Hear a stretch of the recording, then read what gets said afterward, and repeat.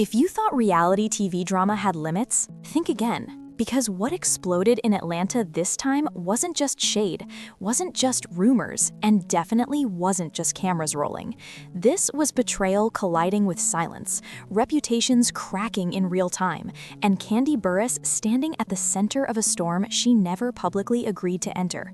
One leaked recording, one whispered pregnancy claim, and one name that ignited the entire Bravo universe in a way no storyline ever could.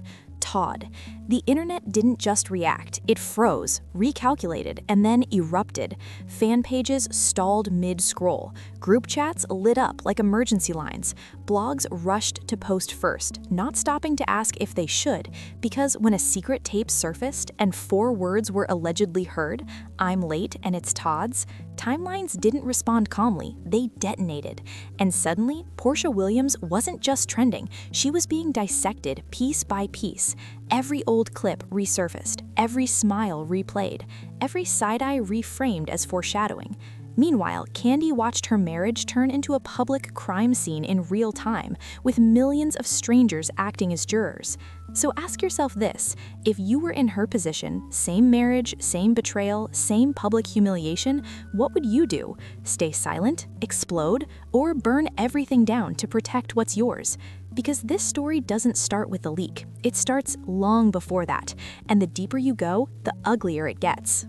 Long before the tape surfaced, before blogs screamed exclusive, before fan pages turned into amateur investigators, there were quiet moments people ignored, the kind of moments that only look important after everything collapses. Kandi Burruss had built her life on discipline, structure, and knowing exactly when to speak and when silence was the smarter move. She wasn't just a reality star, she was a brand, a businesswoman, a wife, a mother, and someone who had already survived public scrutiny more than once.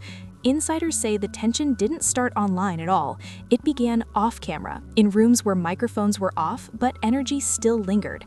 Cast dinners where conversations stalled when Todd entered, side glances that lasted just a second too long, jokes that landed awkwardly and were never addressed afterward. The kind of red flags people dismiss because no one wants to be dramatic too early. Sources close to production claim Kandi felt the temperature change months before the chaos. Not enough to accuse, not enough to confront, but enough to notice. Todd became distant in ways that didn't feel random. Phones turned face down, late nights stretched later, explanations shortened. And when you've been married long enough, silence doesn't feel neutral, it feels loud. At the same time, Porsha's orbit around the group began shifting in subtle ways. Nothing overt, and that's exactly what made it dangerous. Comfort where boundaries should exist, familiarity disguised as friendship. According to people who later claimed they saw messages, nothing about them screamed scandal at first glance. They weren't explicit, they weren't graphic, they were casual, playful, almost forgettable. The kind of communication that doesn't look like betrayal until you reread it knowing how the story ends. Then came the night everyone now replays in slow motion. A party, cameras nearby but not intrusive, drinks flowing, laughter loud enough to drown out warning bells. Witnesses say Kandi left early, Todd stayed, Porsha stayed, and no, nothing happened that night in the way rumors later suggested, but something shifted. Energy doesn't lie, even when people do. Days later, according to alleged screenshots circulating privately, Kandi confronted Todd, not angrily, not emotionally, but calmly, with the precision of someone who already knows more than she's saying. She asked questions that didn't accuse, but demanded honesty. And sources claim Todd didn't deny, he deflected, he minimized, he promised clarity later. Later never came. Filming continued, group events resumed, smiles returned, but something felt off. Porsha appeared guarded, Kandi appeared distant, and viewers didn't notice because the edit hadn't caught up to reality yet. Behind the scenes, insiders say producers felt it. Conversations got heavier, rooms grew quieter when certain people shared space. Then weeks later, the first whisper landed, not on blogs, not on Twitter, but in private group chats. Someone claimed they'd heard audio. Someone else claimed the audio mentioned a pregnancy. No proof, no files, just one sentence passed from phone to phone like a match near gasoline. According to people close to her, Kandi heard about the rumor the same way everyone else did, through someone someone else's phone, and that was the moment restraint cracked. Because rumors are one thing, pregnancy changes everything. It threatens marriages, reputations, children, and futures. She didn't go public, she didn't scream online, she waited, and that waiting mattered. Because while the internet rushed to crown villains, Kandi was collecting something far more dangerous than screenshots. She was watching behavior, listening to what wasn't being said, tracking patterns. Then the tape surfaced. Not clean, not verified, not even clear, but loud enough to drown out reason. A shadowed recording, a voice that sounded familiar, a presence people swore felt like Todd, and 4 words that didn't need confirmation to cause damage. By the time blogs posted it, the damage was already done, because betrayal doesn't need proof to hurt, it only needs possibility. Within hours, fan accounts turned into war rooms, audio slowed down, captions rewritten like indictments, blogs raced each other to say the same thing louder. Alleged affair, alleged pregnancy, alleged betrayal. Every sentence legally padded but emotionally lethal. And while the internet debated whether the voice truly sounded like Porsha, one thing was undeniable: Todd's name had become radioactive. According to people close to the cast, Kandi didn't react publicly at first because she was trying to understand the fallout, not the rumor. She knew how Bravo worked, she knew how edits worked, and she knew that once this crossed into storyline territory, control would disappear. But control was already gone. Fans weren't waiting for episodes anymore. They were writing their own narrative in real time. Then came the second wave: screenshots, alleged text messages that didn't scream panic or secrecy, but whispered familiarity, casual check-ins, inside jokes, late-night timestamps that raised questions without answering them. Nothing explicit, but tone matters, the kind of tone that doesn't belong between people whose lives aren't intertwined. Whether real or fabricated didn't matter, it fit too neatly into what people already believed. And once belief sets in, truth becomes optional. The moment the story shifted from curiosity to controversy wasn't loud, but it was irreversible. It happened when Tasha K stopped circling the situation and began pressing directly on what she believed was being hidden. Not facts, not documents released publicly, but patterns. And patterns, when exposed, can be more damaging than proof. According to Tasha's commentary, the divorce narrative being presented felt too clean, too controlled, too polished. She suggested viewers were seeing a version designed to protect reputations while leaving uncomfortable details untouched. That framing alone changed the audience's mindset. Suddenly, the question wasn't what happened, it was what was left out. Blogs picked up the thread instantly. Headlines shifted tone. Words like amicable and mutual were replaced with complicated, layered, and unsettled. One viral post read, "This feels less like a breakup and more like a quiet negotiation." Another said, "There's no way this ends without someone getting exposed." Tasha didn't accuse outright, she implied. And implication is powerful because it invites the audience to connect dots themselves. She referenced alleged dynamics, always framed as interpretation or perspective, boundaries that may have shifted, expectations that were never clearly defined, and how fame blurs lines inside relationships. Fans debated whether alleged messages even existed. Some dismissed them entirely. Others argued that the lack of full release made them more believable. "If this was fake, why not go all in?" one comment read. "If it was real, why protect identities?" another replied. The argument fed itself. Past interviews resurfaced. Moments where Kandi spoke about trust, independence, and compromise were replayed with new weight. Todd's older comments were reinterpreted. Statements once seen as supportive now felt passive.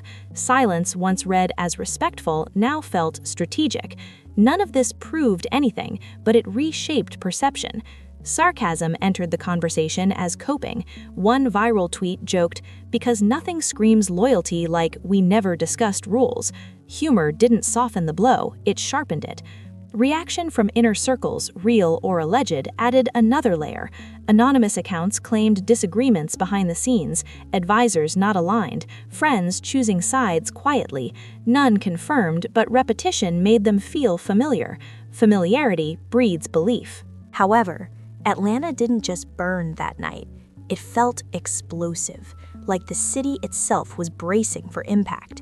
Because once the hidden audio leak hit online, everything shattered in minutes. The clip wasn't clear, it wasn't polished, but clarity didn't matter anymore. All it needed was those 4 words: "I'm late and it's Todd's." No explanation, no verification, just chaos. Within hours, private chats turned into public investigations. Fan pages transformed into crime scenes. Blogs flared like sirens in the dark. And at the eye of the storm stood Kandi, watching her marriage get dragged into a digital battlefield she never agreed to enter. This wasn't shade. This wasn't entertainment. This was legacy threatening. And just as social media thought it had reached peak frenzy, a second wave slid into inboxes and group threads, whispers of an alleged DNA file. No source, no confirmation, but powerful enough to collapse trust instantly. Atlanta didn't sleep that night. It scrolled, it refreshed, it judged. And while the internet debated, one truth became unavoidable. This didn't start here. Because long before the recording, long before the file, there had been friction. Moments on camera that felt awkward at the time now looked explosive in hindsight. Conversations that didn't land right, energy that shifted and never returned to neutral. Fans weren't just dissecting what happened that night, they were re-watching everything that led up to it. According to insiders close to production, the real eruption had been simmering quietly for months, behind dinner parties, behind polite smiles, behind cameras that stopped rolling just early enough to miss the tension. And at the heart of it all were 2 women who once shared a friendship, now standing on opposite sides of a scandal that neither could escape. Kandi, Porsha. And when the breaking point finally came, it didn't happen online. It happened in a room surrounded by cameras, witnesses, and years of unresolved tension.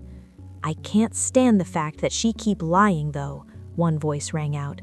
"She can break down on this floor and roll all the way to that water, but for her to make that up, I can't take that." Then came the sentence that changed everything. "This chick said that we tried to drug her." The air in the room shifted instantly, because when accusations like that surface, the stakes jump from drama to devastation. "There is no limit to how far she would go," another voice added. "This is something criminal. You can go to jail for drugging someone. You can't make this up." At that moment, the story crossed a line. This was no longer gossip. This was no longer reality TV spectacle. This was the kind of allegation that shadows someone for life. And the people watching didn't need narration to understand what they were seeing. You could hear it in her voice. Fear. Not fear for a storyline, fear for a life. Suddenly, the late-night audio leak didn't feel isolated. It felt like the final spark tossed onto years of gasoline. Fans demanded answers. Why did those allegations surface at all? Who first whispered them? And why did they resurface now, just as the tape went viral? Insiders say this moment didn't happen by chance. Behind the scenes, producers reportedly knew tensions were escalating. Rooms grew quieter, conversations shortened, filming nights felt heavier. And then arrived the receipts. Messages that didn't read like panic, they read like intention. Invitations, movement, the kind of proof that doesn't reveal the full truth, but complicates everything.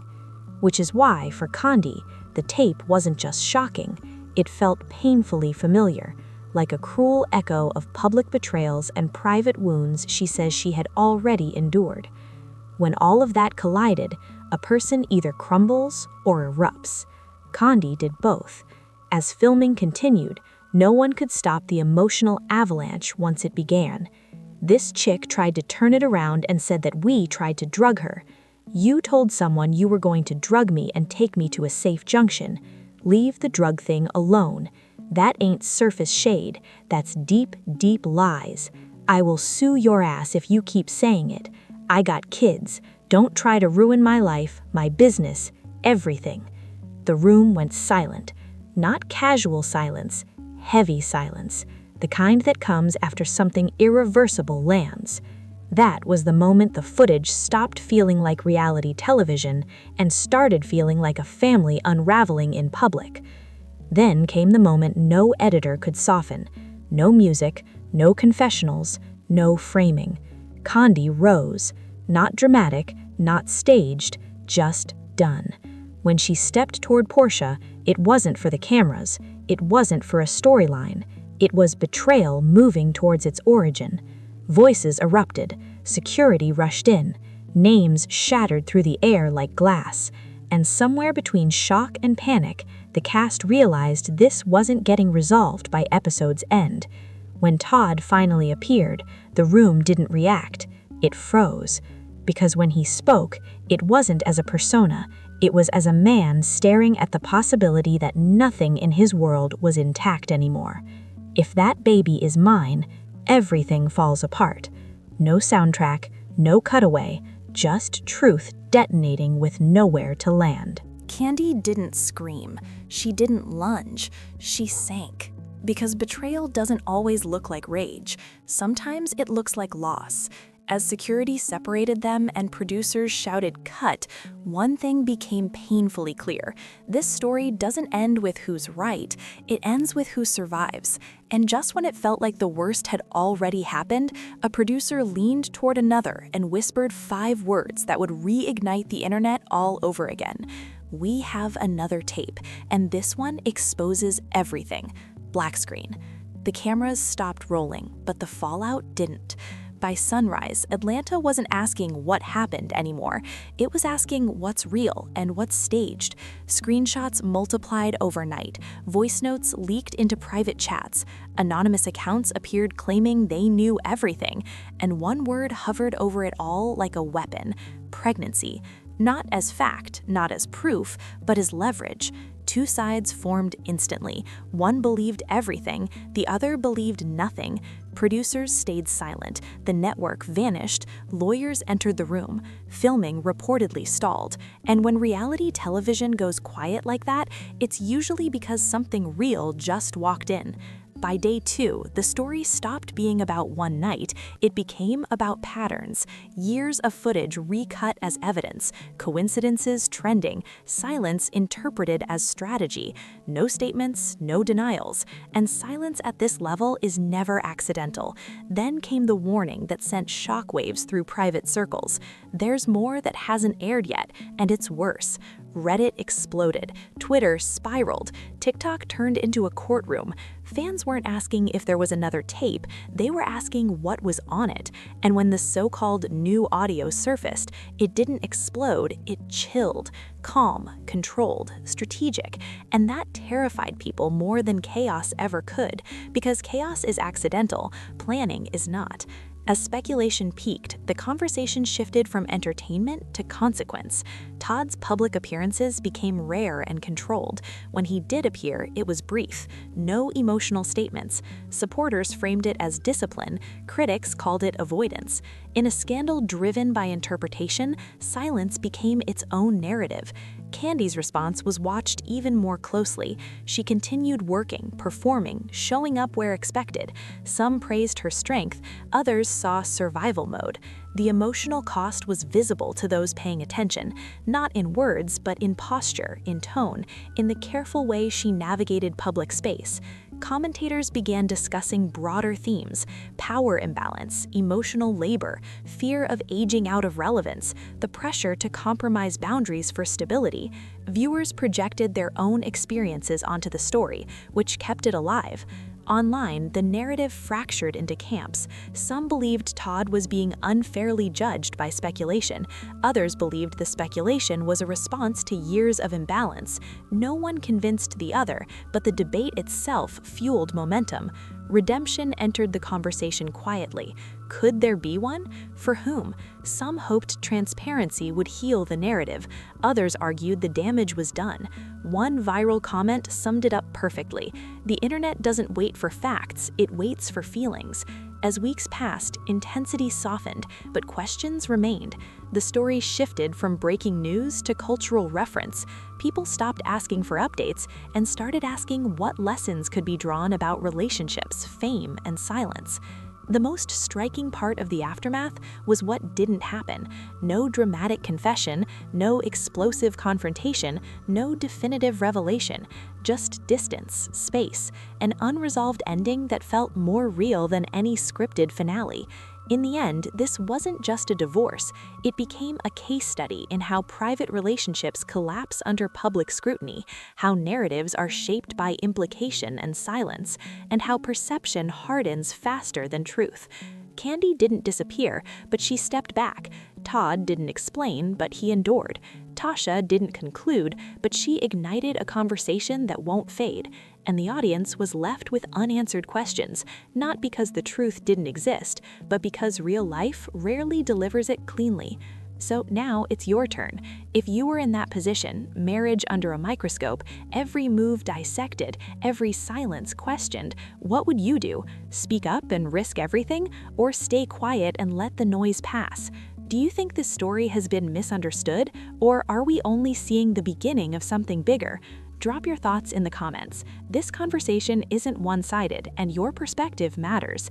And if you want to stay ahead of the next twist, hit subscribe, because stories like this don't end when headlines fade. They resurface when no one's ready.